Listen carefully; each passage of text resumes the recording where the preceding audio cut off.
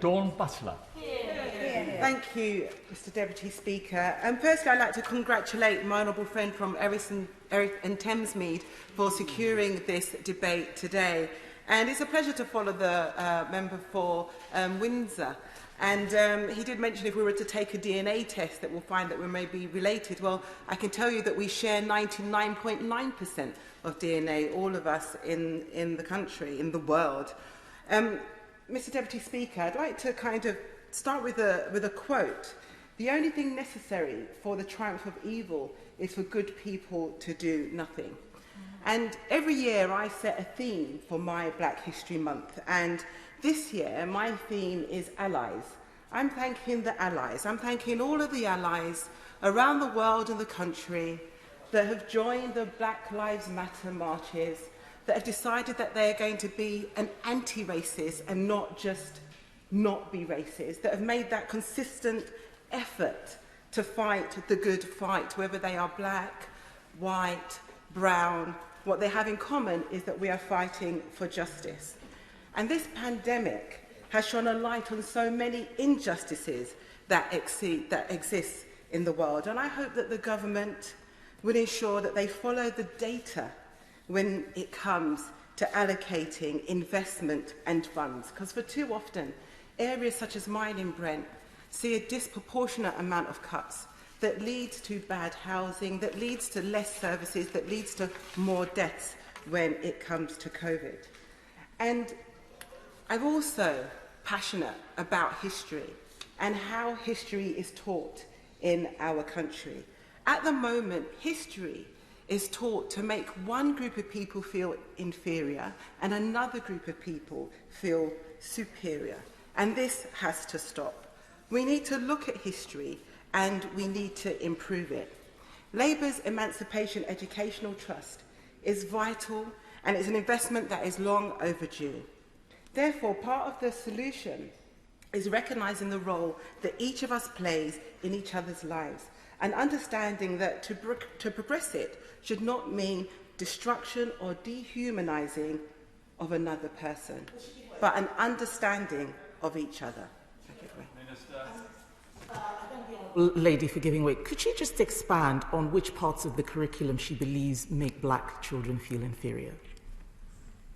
So, history needs to be decolonised. My honourable friend from Erith and Thamesmead has already discussed how you can go through your whole of the GCSE and not have reference to any black authors at all. You can go through history thinking that, you know, the people that were enslaved were not a part of the uprising. You could go through history and not understand the richness of Africa and the Caribbean. You can go through history and not understand all the leaders in the black community.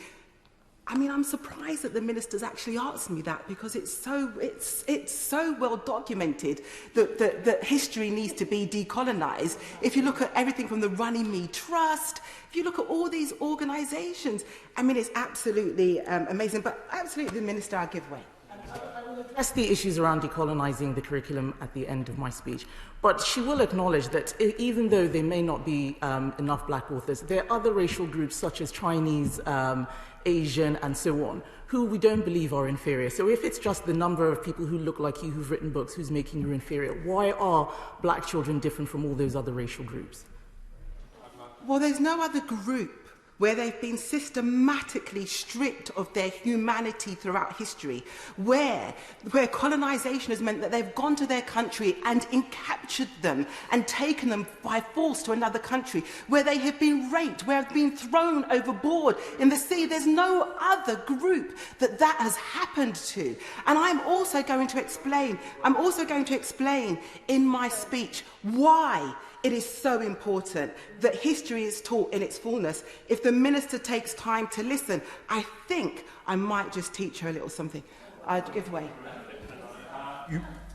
The Honourable Lady mentioned that no other group in history has been singled out and dehumanised in the way that she's outlined. And yes, without question, such activities are repugnant to all of us. However, we shouldn't exceptionalise either Africans or people from African descent. You will find slavery, and sadly, has been endemic in virtually all societies. As recently as the 19th century, with the Barbary pirates from North Africa, had enslaved over 1,300 Cornish men and women and subjugated them to historical, to slavery. So these are things, you'll find it in China, in the Indian subcontinent, in the Americas. So it's South America with the Aztecs and Incas and so on. It's a beastly, ghastly thing which we must categorically condemn for all people. Would you not agree that there is no exclusive nature as you're suggesting? I pause, Mr. Deputy Speaker, because whenever there's a discussion about black history and the enslavement that lasted for decades, that was built on the economy, which is very different from any other type of enslavement, there's always this comparison where people try to compare one form of slavery to another. Sometimes, especially during Black History Month, it would be progress if one could just acknowledge the inhumanity that happened. If they could acknowledge the systemic racism that not only existed then, but has a lasting legacy now in our structures, which doesn't for any other group. But I continue, Mr. Deputy Speaker. This is in fact a dark time for our history. And if we don't stand up to racists now, it will get worse. All you have to do is open the paper and look on social media and you can see the abuse, the racist abuse. You can see people, including MPs. We know that the member for Hackney North gets more racist abuse than all of the MPs in this place put together. They're subject to vile threats every single day, including myself, Mr. Deputy Speaker, and somebody who threatened to kill me was jailed. People are being attacked in the streets. There's a rise in hate crime. People have been raped and beaten up just because they have a different point of view or skin colour or religion, or even just because of who they love. This is why the teaching of history is so important in its complete form, not with this rose-tinted glasses that says that white is supreme to any other group. But when the plot to murder Labour MP Rosie Cooper was foiled, the judge said, and this is important, the criminal had a perverted view of history. This is the judge. Said that the criminal had a perverted view of history and current politics. The CPS said he was prepared to act on his white supremacist worldview in a plot to kill a member of parliament. This is the judge and the CPS. This person also said horrendous things about Jewish people. This neo-Nazi has been sentenced to life in prison. The murderer of Joe Cox, and we stand here with a plaque on the wall, he had far-right extremist views. And he also thought that Joe was just too kind a person. I think he was probably right there, she was. He was also sentenced to life imprisonment. The person who tried to kill the Mayor of London and the member for Islington North had a perverted view of history and white supremacy. This is why it is important that history is taught in a balanced way. This is why it's important that you don't ignore the reality of what's happening just to make a political point. This is why the teaching of a decolonised history and inclusion of black history is so important. Mr. Deputy Speaker, I've often delivered learning and development courses, and I have accumulated 3 top responses when people have been told that they are racist. And it doesn't mean that if you've been accused of racism or you have been racist, that you need to stay a racist for your whole entire life. You can change. You can educate yourself. It means you can change. And these are the often top 3 reactions. Besides often some of the stuff that we've heard today when people compare or they contrast or they try and explain it all away. This is how people respond. I don't see colour.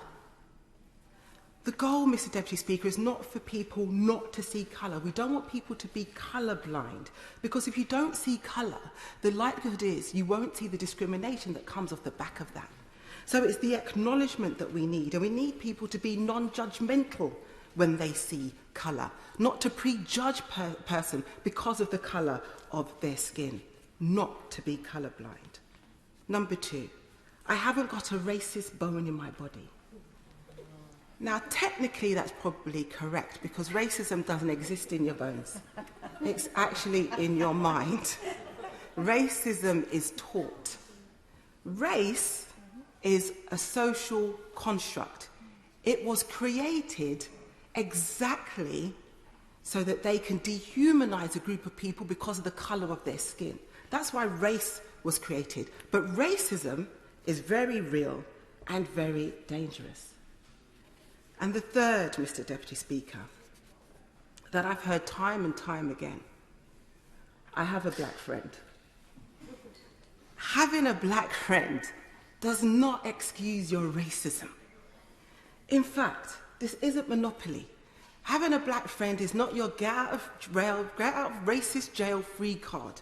Having a black friend and being a racist just means that you need to do better. Mr. Deputy Speaker, as I say, my theme this year is thanking our allies, because there's so many people who have stood up to racism, whether they are black, white, brown, they've stood up to racists in their families, amongst their friends, and that takes real courage. In this place, that takes real courage. Sometimes you might be in a room where everybody's thinking the same, everyone's acting the same, and you might have to speak out and be uncomfortable. That takes courage. And those are the people that I thank, not the people who try to explain it away.